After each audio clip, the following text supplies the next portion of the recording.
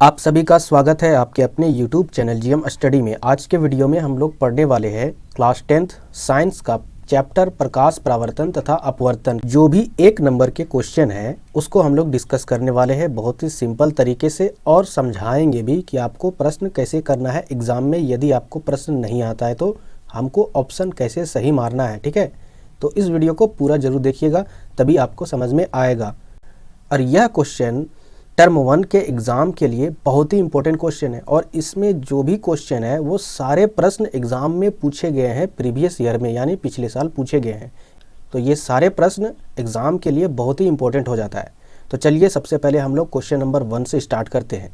प्रश्न है आपका, साइड मिरर के रूप में उपयोग होता है। आपको आंसर देना है। ऑप्शन ए है उत्तल लेंस, ऑप्शन बी है अवतल लेंस, ऑप्शन सी है दोनों, या ऑप्शन डी है इनमें से कोई नहीं। अब हमको समझ में नहीं आ रहा है ये प्रश्न एग्जाम में आ गया, हम इसको बनाएंगे कैसे। तो देखिए हम यहाँ पर कैसे बनाएंगे, इसी प्रकार आप लोग भी बनाना है। तो सबसे पहले क्या करना है, साइड मिरर, यहाँ पर देखिए प्रश्न को समझिए। साइड मिरर के बारे में बात किया गया है। साइड का मतलब होता है किनारे, और मिरर का मतलब होता है दर्पण, यानी जो किनारे दर्पण लगा रहता है। अब किस में लगा रहता है, तो वाहनों में जो साइड मिरर के रूप में लगा रहता है। जैसे इस प्रकार यदि कार गाड़ी है आपका, और उस कार गाड़ी में जो किनारे में एक आईना लगा रहता है, मिरर लगा रहता है, जो पीछे के दृश्य को देखने के लिए लगा रहता है, ठीक है। उसी में वह दर्पण जो यूज़ होता है वह कौन सा दर्पण है, ठीक है। मिरर का मतलब दर्पण होता है। अब यहाँ देखिए ऑप्शन नंबर ए में ये क्या है, लेंस लिखा हुआ है। तो लेंस दर्पण थोड़ी ना होता है, तो ये आपका ऑप्शन नहीं होगा। दूसरा चीज़ अवतल लेंस, ये भी लेंस है, तो ये भी आंसर नहीं होगा, ठीक है। तो यहाँ पर आपका क्या दिया, दोनों। अब ये दोनों तो है नहीं, तो फिर क्या होगा, आंसर नहीं होगा, तो ये भी आंसर नहीं होगा। इसके बाद ऑप्शन नंबर डी में क्या लिखा हुआ, इनमें से कोई नहीं, यानी इनमें से कोई नहीं है तीनों में से, तो यही आपका आंसर होगा, ठीक है। यानी इसका ऑप्शन नंबर डी होगा। लेकिन इसका रियल में कौन सा मिरर यूज होता है वो ध्यान से समझिएगा। इसमें जो मिरर यूज होता है वाहनों में पश्य दृश्य के रूप में, या फिर साइड मिरर भी बोल सकते हैं, या फिर कहीं पर लिखा रहेगा पश्य दृश्य के रूप में, ठीक है।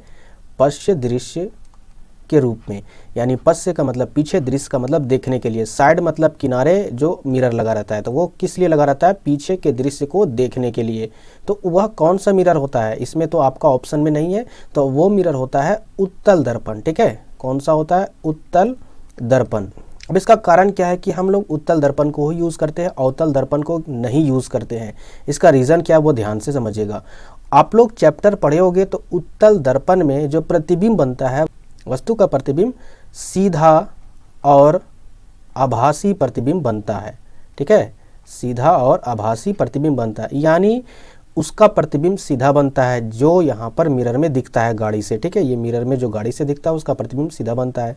और अगर सीधा नहीं बनेगा तो पता कैसे चलेगा कि कौन सी गाड़ी पीछे से किस साइड में जा रही है। अगर उल्टा बनेगा तो हमको लगेगा कि दाहिने तरफ गाड़ी जा रही है, जबकि वो रियल में बाएं तरफ गाड़ी जाएगी।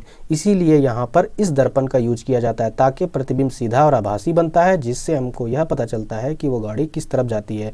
और वस्तु से उसका प्रतिबिंब बहुत ही छोटा बनता है, ठीक है, जिससे पीछे जितने भी गाड़ियाँ रहती है वो सारे गाड़ी आसानी से दिख जाती है, जिसके कारण हम लोग इस दर्पण का यूज करते हैं। उम्मीद करते हैं कि यहाँ पर इस प्रश्न से रिलेटिव 3-4 प्रश्न आपको यहाँ से समझ में आ गया होगा। अब हम लोग सीधे अगले प्रश्न की ओर बढ़ते हैं।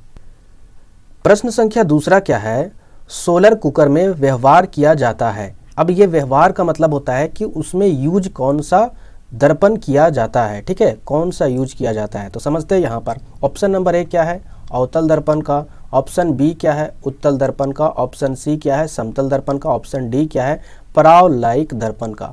अब इसमें से आंसर क्या होगा, तो इसका आंसर होगा अवतल दर्पण का, ठीक है। क्वेश्चन नंबर 3 क्या है कि किस दर्पण में केवल आभासी प्रतिबिंब बनेगा। ऑप्शन है आपका ए समतल, ऑप्शन बी है अवतल, ऑप्शन सी है उत्तल, ऑप्शन डी है समतल तथा उत्तल। यानी यहाँ पर समतल दर्पण होगा आंसर, या फिर अवतल दर्पण, या फिर उत्तल दर्पण, या फिर समतल तथा उत्तल दर्पण। तो चलिए हम लोग समझते हैं कि इसमें आंसर क्या होगा और कैसे होगा। तो इसका आंसर जो होगा वो ऑप्शन नंबर डी होगा, ठीक है। ऑप्शन नंबर डी क्यों होगा, कैसे होगा वो ध्यान से समझिएगा। समतल दर्पण यानी जो आप लोग मिरर देखते हो, आईना जिसमें आप अपना चेहरा देखते हो, उसमें प्रतिबिंब क्या होता है, सीधा बनता है और आभासी बनता है, ठीक है। और उसी प्रकार जो उत्तल दर्पण होता है, ठीक है, उत्तल दर्पण होता है जिसका परावर्तक पृष्ठ बाहर की ओर उठा हुआ होता है, उसमें भी प्रतिबिंब आभासी और सीधा हमेशा बनता है। उत्तल दर्पण में दो किरण आरेख बनता है जिनमें से दोनों का प्रतिबिंब दर्पण के पीछे बनता है, यानी आभासी एवं सीधा बनता है। ठीक है। और समतल दर्पण, इसमें भी प्रतिबिंब आभासी सीधा बनता है, तो यही आंसर है। अवतल दर्पण में दर्पण के आगे बनता है प्रतिबिंब, इसलिए उसमें आभासी प्रतिबिंब नहीं बनता है, उसमें वास्तविक बनता है और उल्टा बनता है। ठीक है। तो इसमें आंसर होगा ऑप्शन नंबर डी। अब क्वेश्चन नंबर 4 की ओर बढ़ते हैं। क्वेश्चन नंबर 4 क्या है? प्रकाश के परावर्तन के कितने नियम है? तो प्रकाश के परावर्तन के 2 नियम है। ठीक है। पहला नियम क्या है कि जब प्रकाश की किरणें, ठीक है, मान के चलिए ये आपका एक दर्पण है। ठीक है। अब इसमें प्रकाश की जो किरणें आती है, ठीक है, आने के बाद जब इससे टकराती है, ठीक है, तो यहाँ पर इसको आपतित किरण बोला जाता है, या फिर इंग्लिश में इसको बोला जाता है इंफ्रारे, यानी इसको आई से निरूपित किया जाता है। और जो परावर्तित किरणें होती है, यानी टकराकर मुड़ जाती है या फिर चली जाती है, उसको बोला जाता है रिफ्लेक्टेड रे, यानी उसे आर से निरूपित किया जाता है। तो यहाँ पर यदि बीच में एक लंब डाला गया तो इसके द्वारा जो एंगल बनता है, इस लंब के द्वारा इस आपतित किरणें के साथ जो एंगल बनता है उसको आई एंगल से निरूपित किया जाता है, यानी कोण आई। और यहाँ पर ये लंब के साथ आर वाला जो किरण है, रिफ्लेक्टेड किरण, जो परावर्तित किरण है, उसके साथ जो एंगल बनता है, ये जो कोण बना है, इस एंगल को कोण आर से निरूपित किया जाता है और दोनों आपस में बराबर होते हैं। ये पहला नियम था। दूसरा नियम क्या होता है वो ध्यान से समझिए। जो आपतित किरणें हैं, ठीक है, और परावर्तित किरणें और उस पर डाला गया अभिलंब, ये तीनों एक ही तल पर स्थित होता है। ठीक है, ये तीनों एक ही तल पर स्थित होता है। यही आपका दूसरा नियम है, यानी टोटल प्रकाश के परावर्तन के 2 नियम है, तो इसका ऑप्शन नंबर बी होगा। अब हम लोग क्वेश्चन नंबर 5 की ओर बढ़ेंगे। किस दर्पण में बड़ा प्रतिबिंब बनता है? अब ध्यान से समझिए, दर्पण क्या है? एक है आपका उत्तल दर्पण, ये आपका उत्तल दर्पण है, और दूसरा एक अवतल दर्पण है। अब इन दोनों में प्रतिबिंब सबसे बड़ा किस में बनता है? तो इसमें जो उत्तल दर्पण है, आप लोग किरण आरेख खींचे होंगे उत्तल दर्पण का, तो उसमें 2 ही आपका किरण आरेख बना होगा, जिसमें से प्रतिबिंब ज़्यादा बड़ा नहीं होता है। जबकि अवतल दर्पण में आखिरी कंडीशन में प्रतिबिंब बहुत ज़्यादा बनता है, बहुत ज़्यादा बड़ा बनता है। ठीक है, और ये दर्पण के पीछे बनता है। तो यह कौन सा दर्पण है? अवतल दर्पण। तो ऑप्शन नंबर आपका क्या हो जाएगा? अवतल, यानी ऑप्शन नंबर बी, यही है आपका आंसर, यानी अवतल दर्पण में प्रतिबिंब बड़ा बनता है। आगे हम लोग क्वेश्चन नंबर 6 की ओर बढ़ेंगे। क्वेश्चन नंबर 6 क्या है? गोलीय दर्पण में फोकस अंतर एवं वक्रता त्रिज्या के बीच संबंध है। यानी आपको बताना है कि गोलीय दर्पण में फोकस अंतर, यानी फोकस अंतर का मतलब होता है फोकस दूरी, ठीक है, और वक्रता त्रिज्या का मतलब होता है आर। ये दोनों के बीच में आखिर रिलेशन क्या है, संबंध क्या है? तो चलिए समझते हैं। गोलीय दर्पण, हम एक गोलीय दर्पण ले लेते हैं। मान के चलिए हम एक अवतल गोलीय दर्पण ले लेते हैं, ठीक है, क्योंकि ये भी गोलीय दर्पण का ही भाग है और उत्तल दर्पण भी गोलीय दर्पण का भाग है। तो यहाँ पर आर क्या होता है? यदि हम इसके परावर्तक पृष्ठ को, इसको पूरा अगर गोल कर देते हैं यहाँ पर, तो एक वृत्त के आकार का हो गया, और इसका केंद्र क्या कहलाता है? वक्रता केंद्र। और इस वृत्त के आकार का जो दर्पण है, इसकी त्रिज्या ही वक्रता त्रिज्या कहलाती है, यानी यहाँ से लेकर यहाँ तक की दूरी वक्रता त्रिज्या कहलाती है। और इन दोनों के बीच में जो होता है उसको कहते हैं फोकस, ठीक है।